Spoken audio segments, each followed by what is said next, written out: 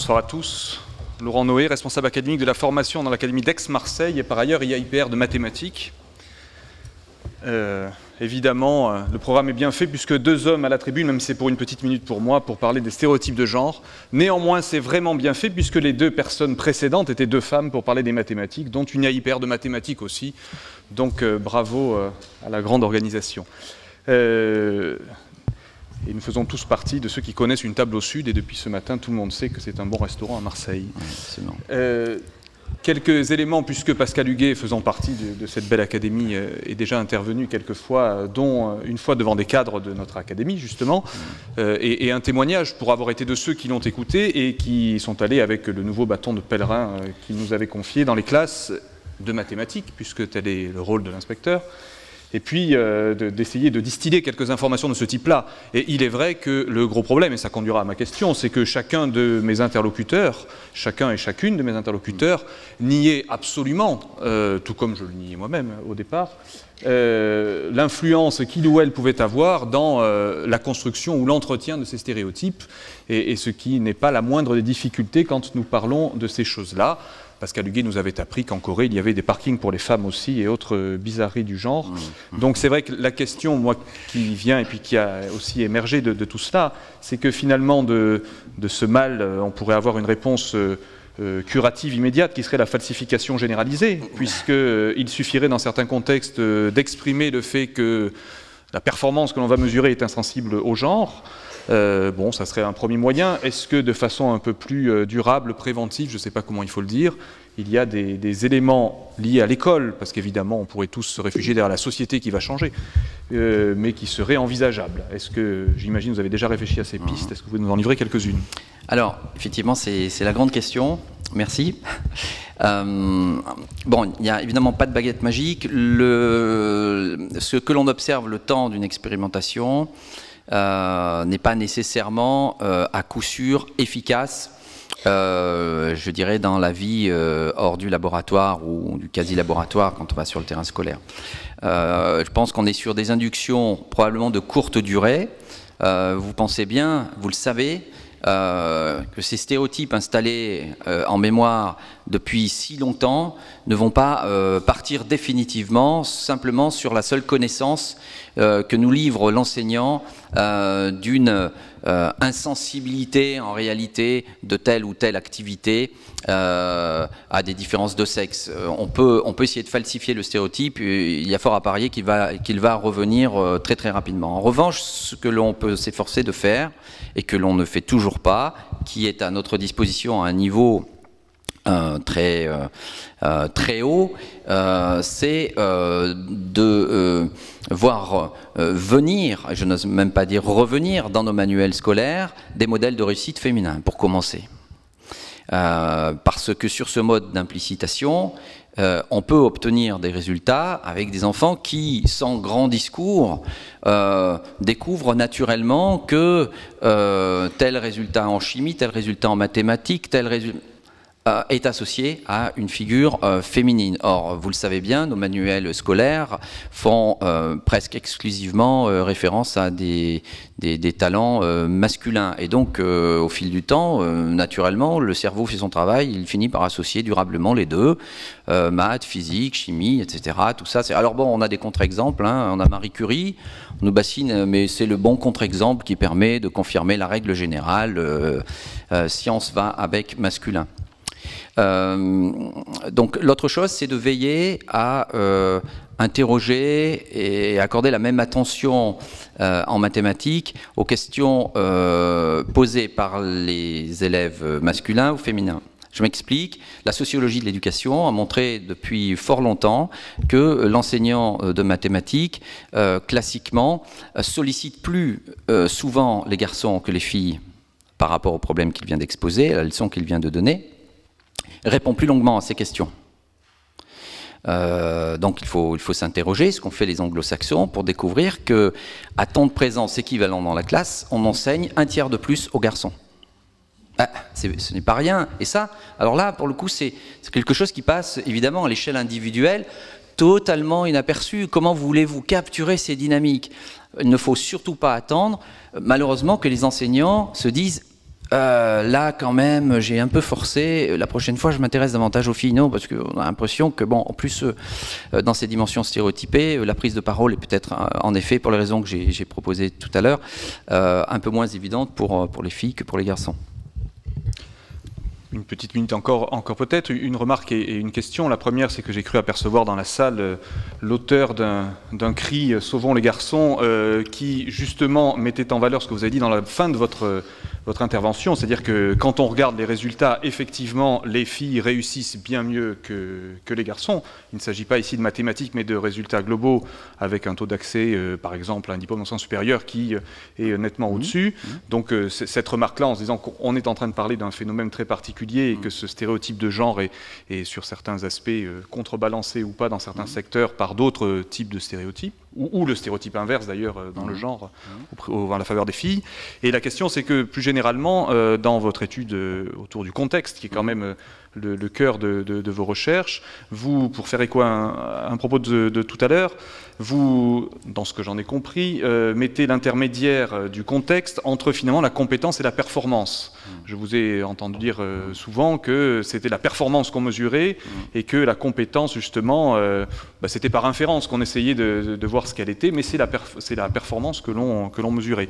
Donc une question évidemment simple, c'est de dire est-ce qu'on sait aujourd'hui la part qu'a le contexte dans la performance que l'on mesure? Est-ce qu'on avance dans cette direction? Voilà, où est-ce qu'on en est? Oui, on en sait de plus en plus. On sait que le contexte, lorsqu'il est problématique, ce qui peut vouloir dire beaucoup de choses, hein, consomme des ressources d'attention, affaiblit la capacité, ce qu'on appelle la capacité de la mémoire de travail, dont on a régulièrement parlé aujourd'hui, et que, évidemment, à capacité amoindrie, il ne faut pas s'étonner à l'arrivée de performances amoindries. La distinction performance-compétence, elle est absolument fondamentale. On a eu des débats très longs chez les enseignants et à l'école d'une façon générale sur comment faut-il définir finalement la compétence, être capable de s'efforcer de décrire des actions extrêmement concrètes qui, si elles ne sont pas observées, nous permettraient d'inférer l'incompétence, la non-acquisition, etc. Le problème, encore une fois, c'est qu'il y a une discontinuité forte entre performance et compétence pour les raisons qu'on vient de donner. Les compétences, même lorsqu'elles sont là, peuvent ne pas s'exprimer faute d'un contexte favorable. On a vu avec les mauvais élèves du début, alors là, hors des stéréotypes, sur la récupération de souvenirs autobiographiques d'échecs, à quel point cette récupération de souvenirs d'échecs peut venir totalement plomber la performance. Et si on ne change pas la stratégie pédagogique, par exemple, qui consiste pour aider l'élève en difficulté, à l'envoyer au tableau, si possible tôt, si possible plus souvent que les autres, eh bien on ne change pas son comportement. Et lorsque l'on fait ce type de choses pour aider l'élève, n'oublions pas qu'en même temps, on prend le risque de renforcer sa mauvaise réputation. Il y a une vraie réflexion sur ce sujet-là. On a écrit un bouquin avec Jean-Marc Monteil, avec qui j'ai beaucoup travaillé, qui était donc recteur d'Aix-Marseille, recteur de Bordeaux, directeur d'enseignement supérieur, etc. Et j'en passe, c'est des meilleurs. Sur ce sujet, on a écrit un bouquin en 2002, Réussir ou échouer à l'école, une question de contexte, point d'interrogation, pour précisément répondre à cette question. Et l'on découvre que, bien sûr, tout n'est pas... Moi, je ne suis pas un ayatollah du contexte, hein, franchement. Mais je ne voudrais pas qu'on soit non plus dans une situation où on ramène les situations, finalement, de contexte, et ce que l'on vient d'évoquer, à, in fine, la tarte à la crème, qui, pour moi, est la motivation. Quand on a nié motivation, on n'a rien dit. Alors, en revanche, il existe des travaux scientifiques sur la motivation extrêmement intéressants. Mais vous le savez bien, lorsqu'on veut se sortir d'une impasse face à un élève pour lequel on a déployé toutes les stratégies possibles et imaginables sans aucun succès, on finit par dire, bon, soit qu'il est totalement incompétent, soit qu'il est totalement démotivé. Puis on s'aperçoit que cet élève, qui a changé de classe ou d'enseignant, vient de redémarrer. Ah, et c'est là, dans ces moments-là, qu'on se dit, bon sang, j'ai pas su faire. Et moi, évidemment, en tant que chercheur, je ne fais surtout pas le malin par rapport à ces situations-là, qui sont d'une complexité terrible et parfois bien supérieure à celle que nous rencontrons dans nos laboratoires sur les problèmes que nous étudions. Je crois qu'il faut être extrêmement humble. Simplement, le fait de garder ça à l'esprit, de garder à l'esprit que le contexte peut faire une différence qui nous empêche d'établir une connexion directe entre la compétence et la performance, veiller aux dimensions qu'on a évoquées aujourd'hui, avant d'aller sur des inférences qui ensuite orientent des stratégies pédagogiques qui ne sont pas nécessairement les bonnes. En bref, pour changer un certain nombre de comportements, il ne faut pas nécessairement toujours focaliser sur les difficultés de l'élève, mais plutôt jouer sur la classe dans son ensemble. Et les premiers psychologues sociaux avaient découvert ce genre de truc avec Lewin, qui était physicien et qui a fait beaucoup pour la psychologie sociale. Une question, alors. Oui, bien qu'étant une femme, j'ai cru comprendre quand même l'utilité des expériences scientifiques et j'ai cru comprendre qu'à la suite de réflexions scientifiques et études scientifiques, on tire des conclusions, voire même on envisage des actions. Vous nous avez multiplié les études montrant bien le poids des stéréotypes. Et sur la seule expérience montrant comment on pouvait éviter ce poids des stéréotypes, on est passé avec élégance et humour, parce que ce n'était pas, semble-t-il, politiquement ou socialement correct. Est-ce que, oui ou non, on va prendre le taureau par les cornes et poser les vraies questions, même si elles doivent déranger, et est-ce qu'il y a une solution possible ? Alors, je me suis exposé, j'aurais pu ne pas vouloir montrer ce graphique, je l'ai montré. Mais tout à fait, je vous remercie pour cette question. Bon, dans l'article qui est disponible, on discute ce point longuement. Nous concluons qu'il y a éventuellement quelque chose à faire qui consisterait à aménager des temps scolaires unisexes, pourquoi pas, notamment dans des temps d'évaluation, mais surtout garder à l'esprit que la division filles-garçons, comme on l'a connu à une certaine époque, de manière durable, si on l'installait de manière durable, serait très probablement catastrophique, puisque l'école, c'est aussi le lieu de la socialisation, et qu'on est en train de parler de l'effet interférent des stéréotypes, et que, évidemment, si on sait parler de sexe, on va renforcer ces stéréotypes, notamment par les mécanismes de catégorisation que j'évoquais tout à l'heure. Mais ça ne veut pas dire non plus, je suis d'accord avec vous, que on est face à un gros mot et que on doit juste se bander les yeux. Je pense qu'il faut réfléchir autour de ces questions et tenter des choses. Et alors là, on arrive sur le registre de l'expérimentation grandeur nature. Moi, je suis tout à fait favorable à ce genre de choses. Prenons le taureau par les cornes. Allons-y, regardons vraiment les choses sur un ensemble d'établissements scolaires. Pour terminer, je veux juste rappeler un exemple avec Marie Mégard, ici présente, qui nous a donné un sacré coup de main sur l'Académie d'Aix-Marseille à l'époque.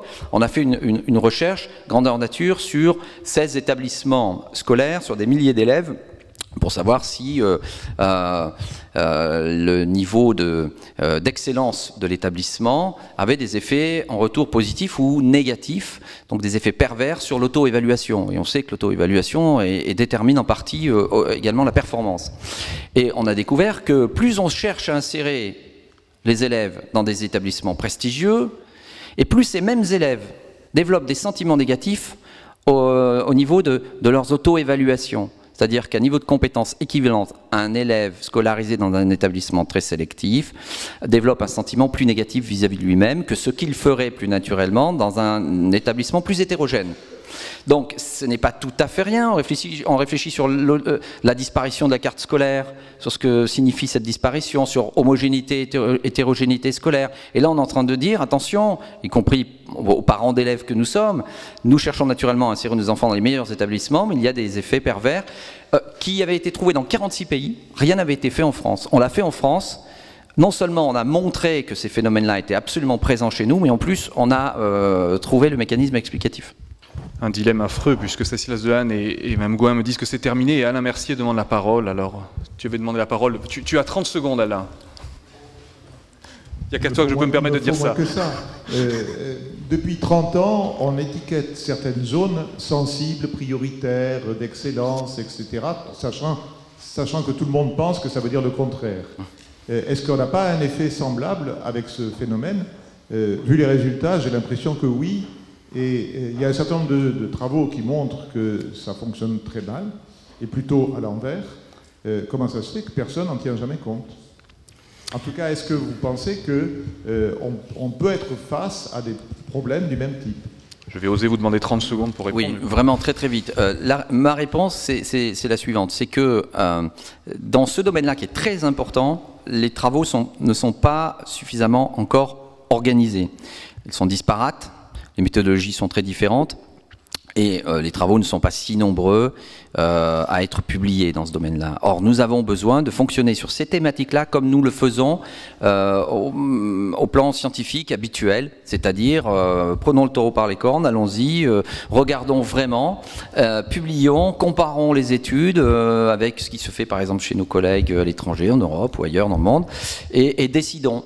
Or, nous avons tendance souvent, dans le champ de l'éducation, très malheureusement, à vouloir trancher par un débat le plus intellectuel possible, qui confine parfois au débat cultureux, et je le dis vraiment très modestement.